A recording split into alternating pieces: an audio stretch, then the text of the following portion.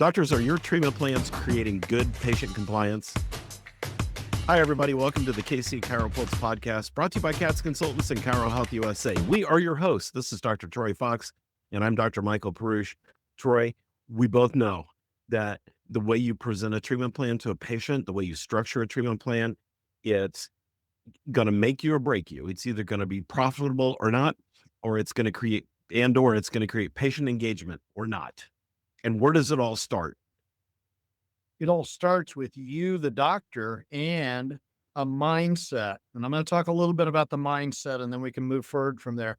Here's our population in the United States, AKA in the world right now, but especially in the United States. We've been coddled. We're entitled. We have no direction in life. I'm just being honest. All right. We have no direction in life and we're waiting for somebody to tell us what to do. So, doesn't matter what doctor we go to. You notice even when you go to your medical doctor nowadays, it used to be they would just see you and send you out the door and it was kind of up to you to do whatever. Nowadays, we got follow-up appointments for everything.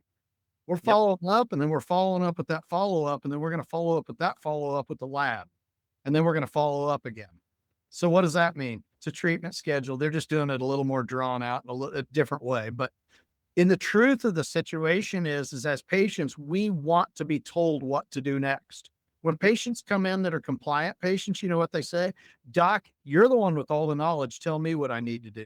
Don't you love hearing that? That's what most patients are actually thinking. So that is what the mindset is. And you have to have that mindset when people walk through the door, even if they're a little bit barky and grouchy. It's amazing when you have a mindset that everybody wants and needs to be on a treatment schedule that matches their condition. It's amazing how compliant patients are. That's my thoughts beginning of it. All day long. But yeah, you're absolutely right. You know, today's consumer, they want problems solved. Yep. They want problems solved and they want to go to somebody who's going to lead them down a path. Notice I said lead, who's going to lead them down a path to solve a problem. Primrose path, or what kind of path is that? Is that the high road or the low road? I think it's the path less traveled. Yeah, I think you're right. Because what do we see so much in this profession? We see doctors who have terrible retention issues. Yep. Patients are dropping out left and right, and they're making treatment recommendations that are built around treatment plans that have a PRN schedule. And that's just nails on a chalkboard to me. I don't care if you're in maintenance care or acute care, nobody's on PRN. Yeah. Everybody should have a recommended course of action for their care. And unfortunately, what we've seen is that lifestyle of PRN type care also is, hey, I'm calling my banker to let them know that I can't make my payment this month. And it's not because you're not milking enough out of your patients. I see some people, oh, that's not ethical to do this, that. I hate when people throw that word around because quite frankly, there isn't anybody out there. I just had a PTA come into my practice this week for jaw pain. Immediately when I started talking about treatment schedule, and I said, you know as well as I do that it takes time and repetition to make change in the human body. And she goes, absolutely. I wouldn't have it any other way. She goes, and I work that every day. And so I'm like, why is it so hard for us to explain when PTs are doing it with their patients? Why is it that hard for you to explain to your patient that it takes time and repetition? Or that's pretty simple language to get people. And if the patient says, well, I'll come to you until I start feeling better. Well, that's your choice. I mean, I can't change that. But quite frankly, for us to get to the bottom of this condition may take longer than you just getting past your pain. Wasn't that simple? Yeah. Yeah. Simple. It's simple. Yeah. And then don't be afraid when you make recommendations. Do not go, well, I think maybe this patient, Mike, you look like maybe your shirt's a little threadbare and your nails aren't clean. It's a shirt. I know, but it looks threadbare. No, I'm kidding. I look at the patient, I make an evaluation, but here's what's crazy. I had a doc say to me one time, yeah, I probably should put patients on more treatment schedules. I always know, like when they come in and they're in a brand new SUV and they just got their nails done, that they've got the money for care, but I just feel bad about charging them for chiropractic care. Oh, that was the most ridiculous comment ever. And you know what? That leads into the secret ingredient that's missing. And I'm going to hold that right there because we had to take a quick break. We're going to come back and we're going to talk about the secret ingredient that is required to Secret make your treatment sauce. plans, your secret sauce to make treatment Love plans committable to patients. So we'll be right back. Okay. Affordable care shouldn't mean undervaluing yourself, but most chiropractors are still undercharging, especially when it comes to insurance allowances and cash patients with limited coverage. Chiro Health USA helps chiropractors charge appropriately, get paid well when insurance is available, and still serve patients with no or limited benefits, all through a compliant discount medical plan. The result? Doctors stop undercharging, raise fees, and increase income by about 20% without sacrificing care. That's not a discount strategy, it's a business strategy. Learn more at chirohealthusa.com. Hey, welcome back. We are talking about how to structure treatment plans so that patients want to commit to care. And I mentioned before the break that there's a secret sauce to it. You know what? I'm not going to give it to you. Oh, Okay. man. Okay. All right. All right. It's your doctor authority. It's your doctor authority. Hey, didn't And we just talk about that like last? we did. We did. So go back and listen to Yeah. an episode of an episode back or two. I'm not sure which, but you've you've got to use your doctor authority. Okay. So we started off talking about patients want to have problems solved. They want to be led.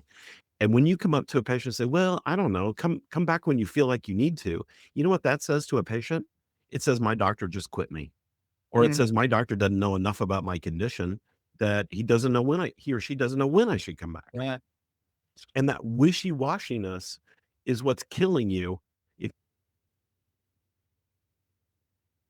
in your practice all the time and you can't hang on to them. You're missing your secret sauce. Yeah. So you don't develop the doctor authority. It kind of goes both ways. If you're not giving them recommendations, they're just like, this guy doesn't know what he's doing or gal doesn't know what they're doing. But if you are making proper recommendations and patients are watching you regimentally go through care with the proper re-examinations, you don't skip re-exams. You examine, you follow up and you show the progress that's being made. If you're doing those things, guess what happens? You get awarded doctor authority. And now once that patient's through a treatment schedule, and let's say we're going to move them to a maintenance schedule, that's also the same patient that comes to you and goes, hey doc, I know this is way outside the scope of what you guys do, but like I'm getting this bariatric surgery or I'm contemplating that. And I wanted to ask your opinion on it first. When you get to that point, you've got doctor authority because Yeah. they're asking you about things that they know are not in your scope, but they think and they know that you're a very smart person that probably has some knowledge on that or can guide them in the right direction. That's when you've reached that pinnacle. So, treatment schedules, in my opinion, in a lot of cases, push patients towards more doctor authority, Yep. which is what you're looking for to begin with. Isn't that fantastic? It's like a fringe benefit. Yeah. So ask yourself, why do you shy away from making recommendations? That's why patients are coming to see you. And when we start having a lot of patients dropping out and we don't really know why, take a step back and look at your authority. Step back and take a look at how you're structuring your care plans and how you're delivering that report of findings. Are you doing it with authority, or are you giving patients an opportunity to say, yeah, I don't think you're the right doctor for me? Because they'll do it quick if you're not careful. Yeah. And a lot of it is just based off of it's not even really your knowledge base. It's based off No. your confidence in the technique that you're going to use or your honesty. So like yesterday, I had somebody that had a child that very young had floppy baby syndrome. She'd had seizures. She's fainted. She's had concussions. She's mildly autistic. I mean, you name it, she's got it wrong. We talked to her about and she came to me. She has another chiropractor she's working with that is adjusting her, but they don't do any therapies. She said, out of all these cool therapies you have in your office, by the way, that was a mailer that we sent out last month and everybody loved it. And people have been calling us, go, I didn't know you had all this stuff. So anyway, out of all of these cool therapies that you have based off of my daughter's conditions, what therapy would you recommend? And I told her, I said, you know what? Your daughter has a very complex condition. I go, I would almost classify that as a dysautonomia condition because there's so many things going on. And I said, you know what? Let's look at some red light therapy to begin with. And I said, I don't know that I'm right about this. And so I'm candidly open and honest with her. which is exact, because sometimes you don't know the answer. There are other times when somebody comes in and they go, "Hey, I got a little bit of swelling on my knee," and you're going, "Let's get some ultrasound on you right now." Very confident in what you're doing, but also very honest and open is what creates that authority with those patients. And they're willing to follow through with treatment plans because, like, I do a lot of shockwave. Some of you guys are doing shockwave and gals out there. And when you're doing it, do you tell patients 100% guaranteed you're going to get better? Absolutely. You don't tell them that, right? But you can give a percentage, go, "Hey, we've had about an 85% success rate with shoulders in our practice." Now, I want you to remember, I always tell people this, there are 15% that don't succeed. Yeah. Remember that as we're setting you up today. I don't want you to go in going 85% means 100% for me. Okay, I'm aware of that, doc. I realize I could be on the 15%. I'm not going to be upset with you if I'm not successful, but I'm going to follow through with your recommendations and try to be successful. I said, that attaboy, attagirl. That's where we're at right now. So when you do treatment schedules the right way, it gives you authority, but also drives the patient in the right direction with a clear set of expectations. That's how you win with the treatment schedule. Let's go say clarity. What do you say to add to that? Because clear set of expectations is where I'm going. Yep. Yep. You got to have clarity added in there. Patients want to really understand how is this care going to help me? Is it going to solve my problem? And that's one of the things that I think we're missing is we get so focused on what we're doing as the doctor that we don't focus enough on the patient to really drill down on what do they want out of care? What are they looking for? What is their need? What is their problem that needs to be solved? And we'll get stuck on pain or, they've got a disc problem and we got to fix that, or they got hypolordosis and we got to change that. I doubt any patient ever came into your office saying, "Doc, I need you to fix my hypolordosis." I doubt it. They Right. come in and they say, "I've got back pain and it won't let me play golf the way I want to." So what's the problem there? Well, the problem is I can't play golf. Hmm. That's why I'm here. That's why I'm here. So we've got to drill into and make our treatment plan recommendations built around what that patient's problem is, because that's what they want you to solve. And then they're going to be shocked when you explain to them that the way that the facet joints sit in the human spine, in the lumbar spine, really don't allow a lot of rotation. So it's probably not Right. your lumbar spine causing the problem with your golf swing. It's your thoracics or your pelvis. And they're going to be blown away by that. Tell people what's really going on. Quit Yeah. telling them, "Oh, you've tweaked your low back." So I love when patients come in that have been to somebody that just tells them, "Oh, you twisted your tailbone." Yeah. I loved it when patients had been somewhere else Yeah. and then came to me because I heard it every time. And I know you hear this too, Troy. I've never had anybody explain it so well to me. Be thorough and be honest.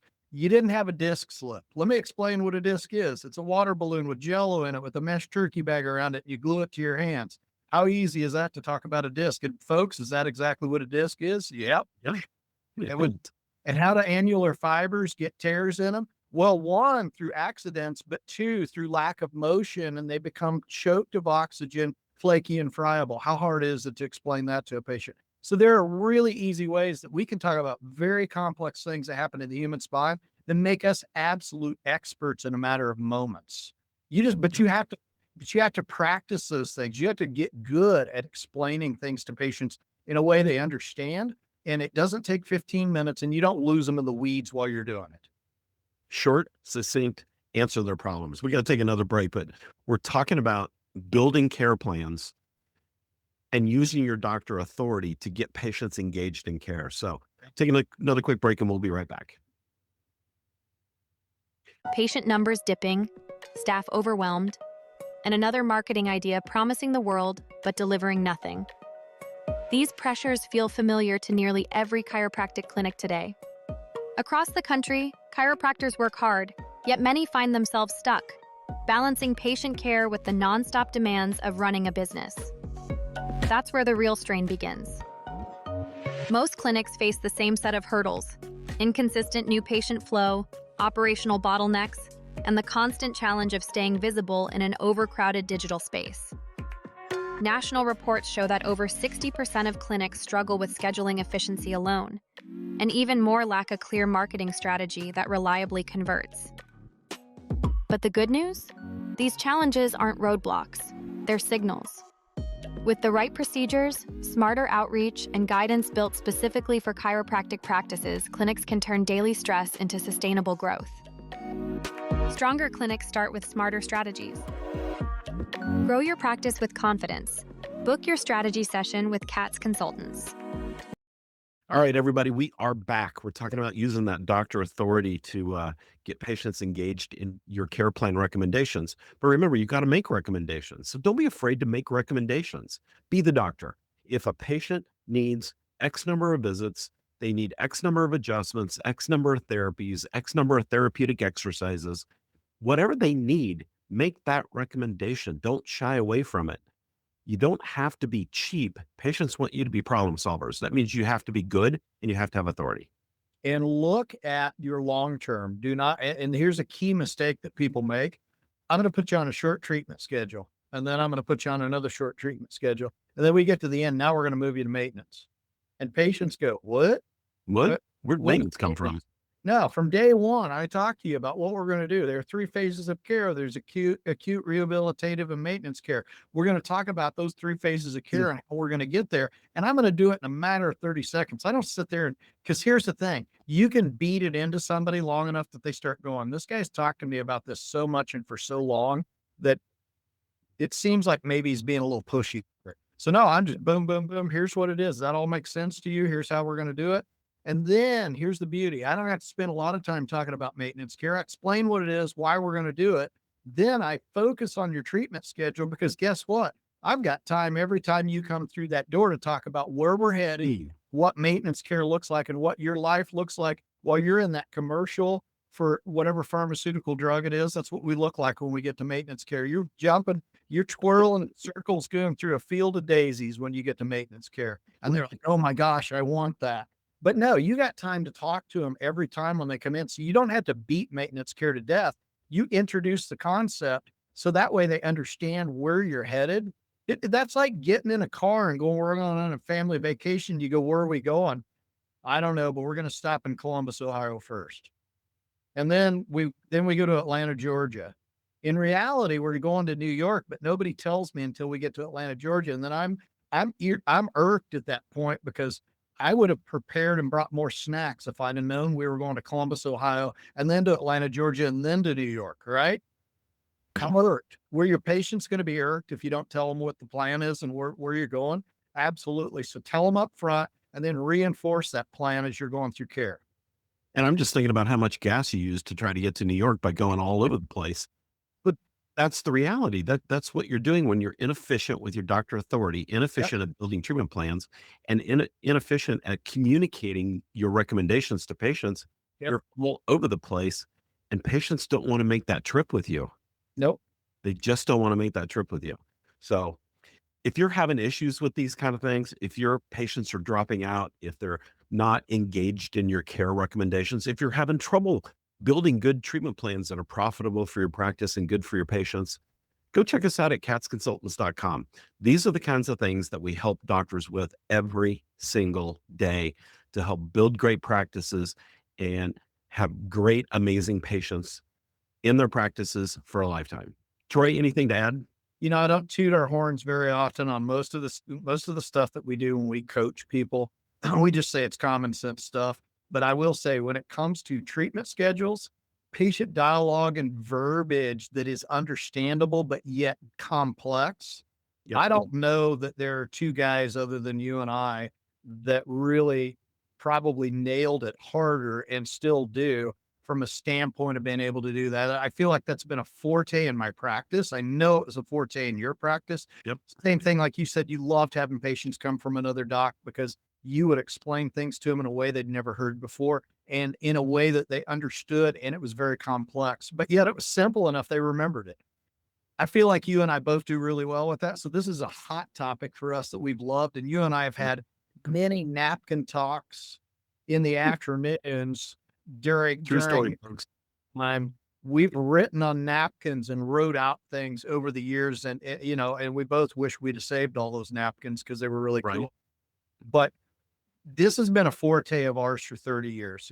And I'm passionate about it. I love patient education. I think an educated patient makes a long-term patient that takes good care of their own health. So that's what I would add to the end of this. Awesome. All right, everybody. Thanks for tuning into the KC Chiropulse podcast. I want to thank Chiro Health USA for being one of our sponsors. Troy, thanks for being here today as always. And again, if you need help with anything, be sure to check us out at catsconsultants.com and be sure to like and subscribe and tell everybody about the show. All right. I think right. we're out, Troy. We'll see you Yep. soon. Y'all later.